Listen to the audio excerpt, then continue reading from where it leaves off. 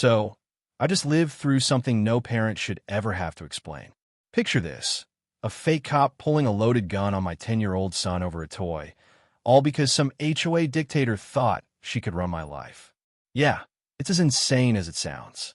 But let me rewind to the start, before the sirens, the arrests, and the viral meltdown that turned my quiet suburb into a reality TV nightmare.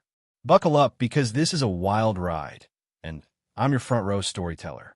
A few months back, I moved my kid and me into this neighborhood. Wide lawns, white fences, neighbors waving with all 5 fingers, not just the middle one. I thought I'd hit the jackpot. A real estate fairy tale with great schools and zero drama. For 7 whole days, I believed it. I even grilled steak on night 2, standing over the barbecue like I was christening the place. This is it, I told myself. Peace at last. Then Karen opened her mouth. She didn't knock or say hi. Nope, she just marched up to my driveway like she owned it, clipboard in hand, and hit me with, "We usually pull straight in, not diagonally." That was her grand entrance. Not, "Welcome to the neighborhood," or, "I'm Karen, nice to meet you." Just a verbal parking ticket delivered with a smirk that screamed, "I've got power, and you don't."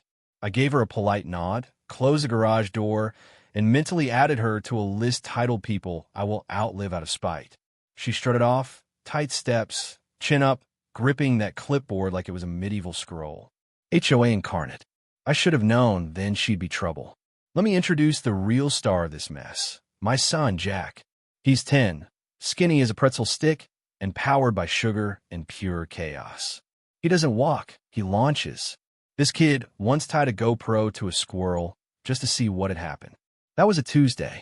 Another time, he built a flamethrower out of an aerosol can and a grill lighter. That was a Sunday. He's a creative genius with the attention span of a TikTok video, and I love every second of it. Naturally, Karen hated him on sight. It didn't take long for her to strike. Day 8, I found a typed triple-folded letter taped to my door like it was ashamed of itself.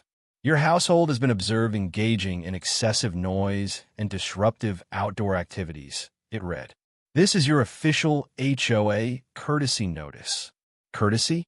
There's something poetic about threatening fines and calling it friendly. The disruptive activity? Jack in a backyard with a Capri Sun and a water blaster. I laughed, crumpled it up, and figured that was that. Spoiler, it wasn't. Karen wasn't just a nosy neighbor. She was a one-woman enforcement squad. She'd watch us from across the street, scribbling notes like she was grading our lives. I caught her once, peering over her birdbath with binoculars. Binoculars? Who does that? I waved, just to mess with her, and she ducked like I fired a warning shot. This was no fairy tale anymore. This was war. I didn't even know it yet. Still, I try to keep things chill. We moved here for a fresh start. New house, new vibe, new me. I wasn't about to let some clipboard warrior ruin it. Jack kept being Jack, launching marshmallows from a cardboard rocket launcher he'd built in the garage. It was genius, until one sailed straight into Karen's aggressively placed birdbath. I heard the splash from inside and thought, well, that's going to cost me. Sure enough, a $50 fine landed on my doorstep the next day. Violation: improper recreational usage of outdoor space. Translation: Jack's marshmallow cannon offended her aesthetic. I should have fined her for that birdbath's terrible feng shui. At that point, I still thought I could outlast her. Ignore the letters, nod politely, let Jack be a kid. But Karen? She wasn't playing a long game. She was building an empire, and my family was her first target. Little did I know, she'd already called in reinforcements, and they weren't just armed with paper. Things escalated faster than a kid on a sugar high. After the marshmallow cannon incident, Karen went from annoying neighbor to full-on HOA dictator. I'd see her pacing the street, clipboard in hand, like she was plotting a coup. Then came the goons, 2 dudes in matching Navy windbreakers who looked like they'd flunked out of mall cop school. They showed up one afternoon, sniffing around my yard like bloodhounds. Their badges? Looked like Office Depot specials. One guy even had tactical gloves, like what? Was he pruning hedges at warp speed? Compliance check. The taller one barked, flipping open a notebook. Your yard has a reported structure violating HOA landscaping guidelines. You mean the box fort? I asked, leaning against the garage door. Fortified cardboard, he clarified, dead serious. Obstructs visual line of sight from the street. From what? Joy. I shot back. Jack was in the middle of building a mud bunker. 4 Amazon boxes duct taped to a wagon, complete with a PVC pipe and a Nerf turret. He called it the Defender 5000. I call it Tuesday. These clowns took more pictures than a tourist at the Grand Canyon and left without explaining a damn thing. I figured they were just Karen's minions, flexing for her amusement. That night, I installed 2 motion cams. Call it paranoia or good parenting. Either way, I wasn't letting these weirdos catch me off guard. At 2:13 a.m., the feed lit up. 2 figures, flashlights, same windbreakers. One crouched near my hose reel. The other leaned close to the garage window, recording with his phone. The red light flickered as he panned across my yard like he was taking inventory. I didn't breathe, just watched. Then the taller one picked up Jack's bike, examined the spokes, and set it down. This wasn't an inspection. This was casing. I downloaded the footage and didn't sleep. Not because I was scared, but because I was pissed. This wasn't HOA nonsense anymore. This was premeditation. The next morning, Karen strutted back like a soap opera villain. Same smug energy, now with a folder thick enough to choke a rhino. "This is your 3rd documented infraction," she said, flipping it open. "Of what?" I asked, arms crossed. Jack stood beside me, munching a Pop-Tart, foam sword in hand. Parental neglect, unregulated noise, unauthorized recreational structures, she listed, tapping the folder. "You mean the slip and slide and the marshmallow cannon? They obstruct driveway visibility," she snapped. "Should I start charging you for the view?" I smirked. "You mean the mall cops sneaking around my fuse box at 2 a.m.? "That was a routine inspection," she said, cool as ice. "Some violations are best verified under low-light conditions." Jack looked up at me. Did I do something wrong? I crouched beside him. "No, buddy. You just exist louder than she likes. That's not a crime." He didn't smile. Worse, he didn't go outside that afternoon. That flipped a switch in me. Anger hotter than any fine could spark. As Karen turned to leave, she paused, leaning in close. "You think this is about your son? It's not. It's about keeping this place clean." She smiled like she just dropped a mic. "If you can't control him, we will." Then she walked off, leaving me on the porch, heart pounding, fingers twitching. Not scared, just done. This wasn't about lawn maintenance or water balloons. This was about control, and Karen had just declared war. I should have seen the next move coming, but I didn't. 3 quiet days passed, and like an idiot, I thought she'd backed off. Nope, she just upgraded her tactics from clipboard to cosplay. Enter Daniels, the guy who'd take this from petty to felony in one dumb move. I was in the garage, tuning Jack's busted gear set, when I heard it. Heavy combat boots thudding on concrete. Not sneakers, not loafers, boots like this guy had just stormed a battlefield instead of suburb. He didn't knock, didn't say hello, just stood at the edge of my garage, staring. Sunglasses on at 9 a.m., dog growling at his vibe. "Sir, I need a word," he said, hand near his belt, chin tilted like he was about to school me.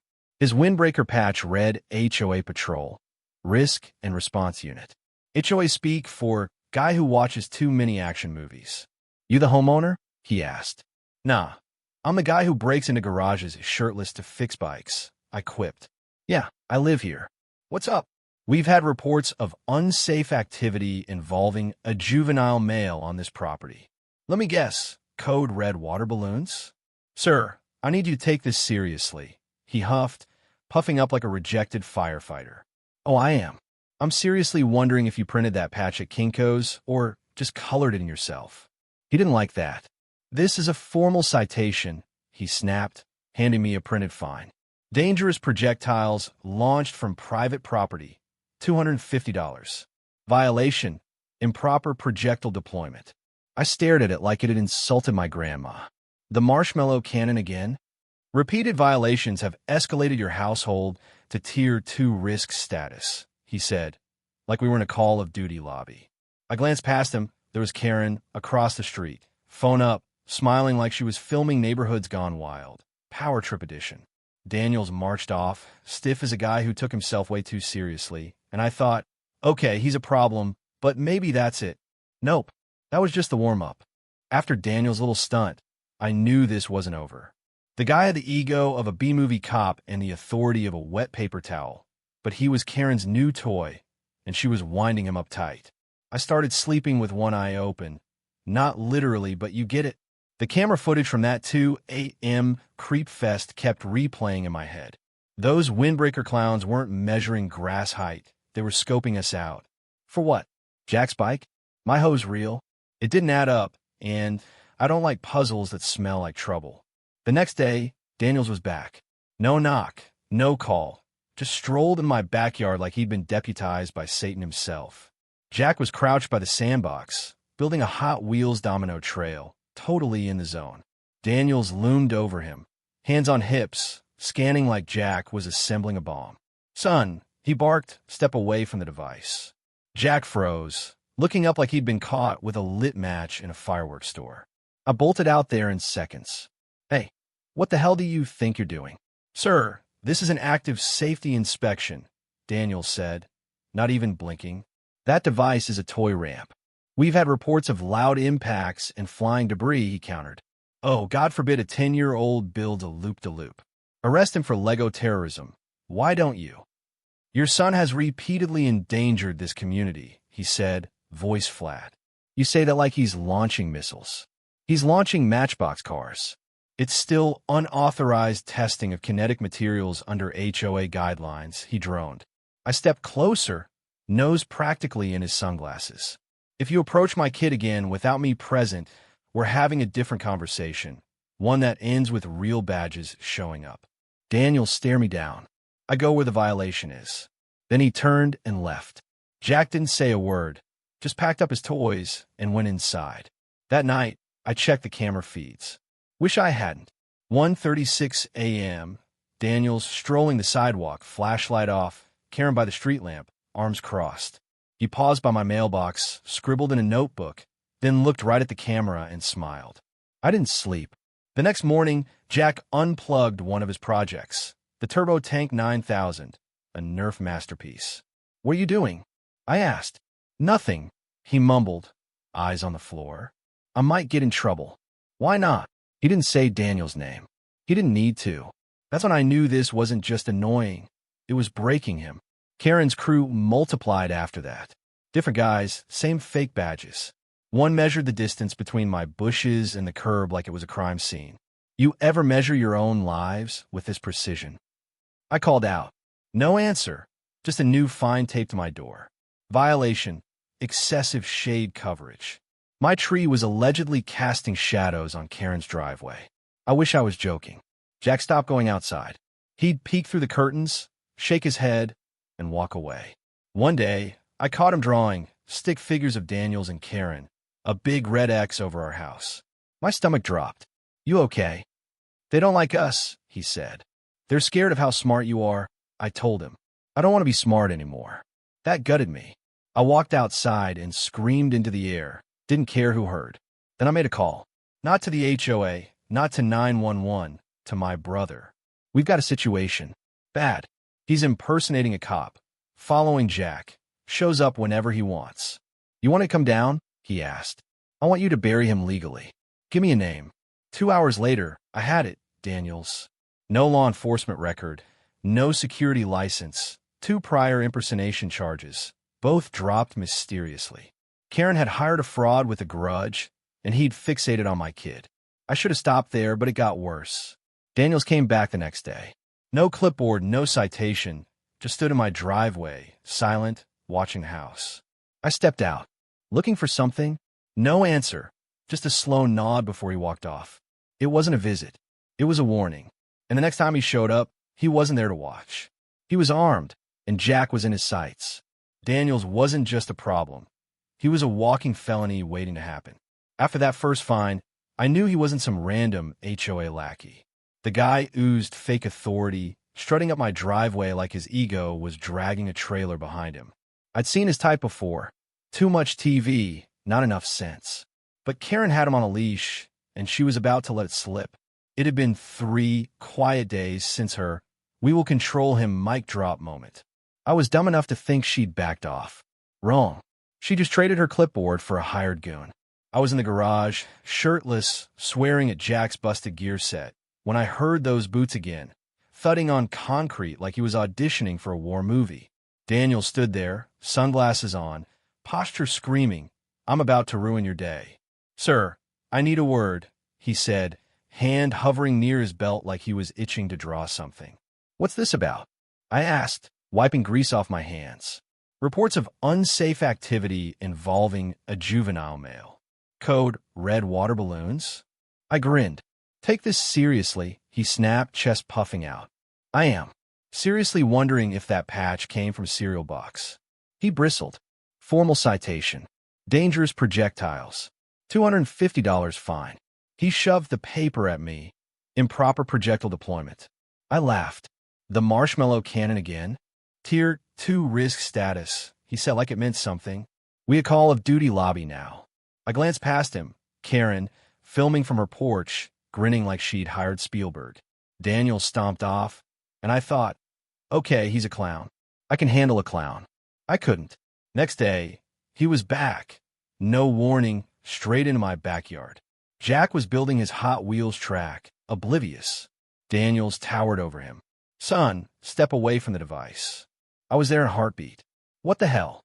"Active safety inspection," he said. "Loud impacts, flying debris. It's a toy ramp, you nutjob." "Endangering the community," he insisted. "He's launching matchbox cars, not missiles." "Unauthorized kinetic materials," he parroted. I got his face. "Come near my kid again without me, and real badges show up." "I go where the violation is," he said, then left. Jack packed up and went inside, quiet. Too quiet. That night, the cameras caught Daniels at 1:36 a.m., slow walking the sidewalk, Karen watching him smiling at the lens. My blood boiled. He didn't stop. Another day, another goon measure my bushes. Fine. Excessive shade coverage. Jack stopped playing outside, started drawing us under attack. "They don't like us," he said. "I call my brother. He's impersonating a cop." Following Jack. "I need a name." "Daniels," he said 2 hours later. "No license, 2 impersonation charges dropped." She hired a fake. Then Daniels upped the ante. Stood in my driveway, silent, staring. "Leave," I said. He nodded and walked off. It wasn't over. The next time he came armed. It was a Thursday. Jack aced a spelling test and begged to blow something up to celebrate. We settled on a backyard ambush, foam darts, a plywood ramp, and a remote-control truck modded to honk like a goose. For the first time in weeks, he laughed, real, snorting laughter. I let myself think we'd turn a corner. Then Daniel showed up. No knock, no warning, just boots pounding concrete, fast and angry. I stepped onto the porch and froze. He wasn't walking. He was charging, breathing hard, and in his hand was something black, heavy, unholstered. A gun. Not a clipboard, not a flashlight. A damn gun, swinging like it had a purpose. Jack saw him first. His laughter died mid-snort. "Kid," Daniel shouted, raising the weapon. "Put it down." Jack didn't move. He was barefoot, clutching a Nerf controller, 2 joysticks, a blinking red LED, straight from Walmart. Daniel saw a threat. I saw my son, small and confused. I don't remember crossing the grass. I just materialized between them, arms wide. "Lower the gun." I roared. He twitched. That device was reported as surveillance grade. "It's a toy, you psychopath." Time slowed. Jack's shoulders shook, but he was silent. No screams, just wide, wet eyes. "Lower it." He ignored a direct command. Daniel snapped. "He's 10. You're not law enforcement. You're a felony with a glue-on badge." His hand wavered, the first crack in his armor. "Jack, it's okay. I'm here." "He has a gun," Jack whispered. "I know. Did I do something wrong?" "No, buddy. You just played in the wrong neighborhood." Daniel stepped forward. The barrel twitched. Jack pressed into my back like he could vanish into me. I raised an arm, not to stop a bullet, just to shield him. Then sirens hit.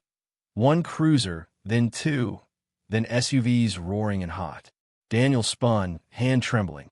My brother stepped out, sheriff badge gleaming. "Drop it.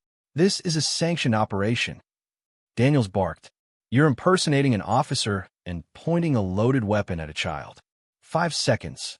The gun hit the grass. Deputies tackled him hard. Jack collapsed into me. I held him like the world depended on it. Daniel screamed. "It's a setup." A deputy muttered, 30 charges by the hour, zip-tying him. Karen filmed from her porch, smiling. I walked toward her, steady. "He escalated it," she said. "And you knew it. We wanted a safer community." By pointing a gun at a kid, she snapped. No one listened to me, so I found someone who would. My brother appeared. "Ma'am, we'll need a statement." She swallowed, smugness gone. Daniels was cuffed, gun bagged, badge fake. I sat on the curb with Jack. He stared where his RC car got flattened. "Can I build a new one?" "Yeah," I said. "Rocket boosters this time." He nodded. A flicker of fight left. But this wasn't over. The body cam footage was about to blow it wide open. Watching Daniels get face-planted into the grass was pure gold, but I wasn't popping champagne yet. He was a pawn, Karen was the queen, and I needed her checkmated. The next morning, we were in my brother's office, 2 deputies, a legal assistant, and coffee strong enough to wake a coma patient.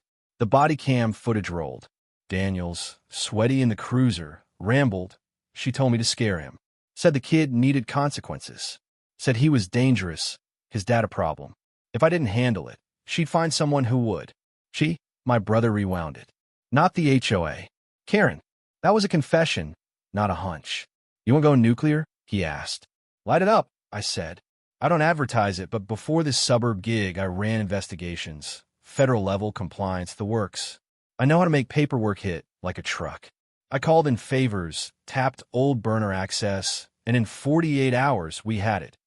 HOA violation archives, payment trails, Karen's forged emails, and $14,000 funneled from fines into a consulting account tied to her name. Vacation fund, more like. I scheduled a meeting with the HOA board. 3 showed up, looking like they'd seen a ghost. I dropped a folder like a brick. "We didn't approve private enforcement," one mumbled. "She never asked," I said. They flipped through bank transfers, call logs. She said she had authority. Another offered. "You let her weaponize a fake cop." He pulled a gun on my son. They sweated in silence. She suspended. The oldest croaked. "Not enough," I said. "Make it public or I will." I filed 3 actions. A civil suit against Karen for harassment and endangerment, a petition to dissolve the HOA leadership, and a letter.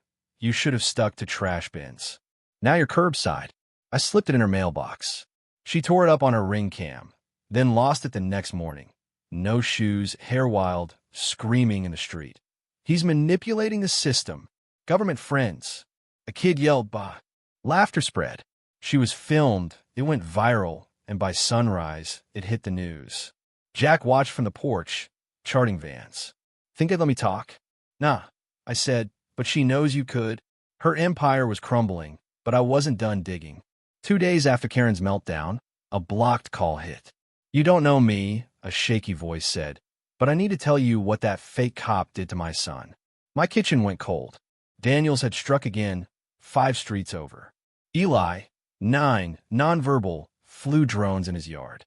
Daniels claimed unauthorized surveillance, grabbed for the controller. Eli panicked, tripped, cracked his skull on a planter. ICU overnight. Daniels vanished. Karen's security guy was whispered about. We met. Eli's parents, hands clasped him in a soft cast. I showed them everything.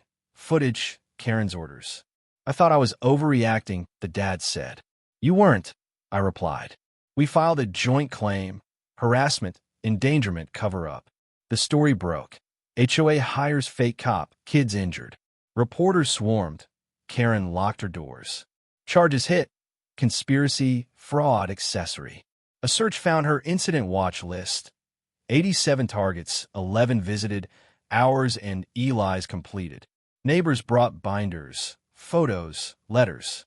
73 signed to dissolve the HOA. Vote. Unanimous. Karen was banned, fines voided, her reign erased. She gave a stiff statement. "I regret certain choices." No apology, just empty words. Jack watched, grinning. "She's done," he said. But another tip was brewing. The hammer dropped hard. Karen's assets frozen, Daniels charged, hard drives seized, her system exposed.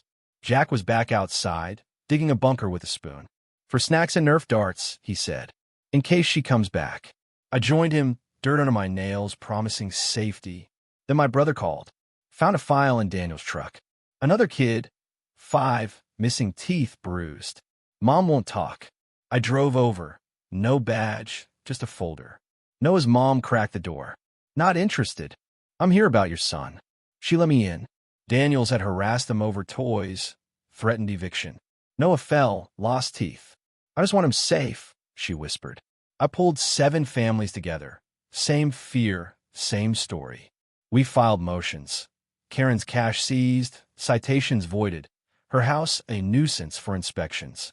She stood at her mailbox, blank-faced, as I handed her the notice. You didn't fail a neighborhood, I said. You hunted people. She didn't reply.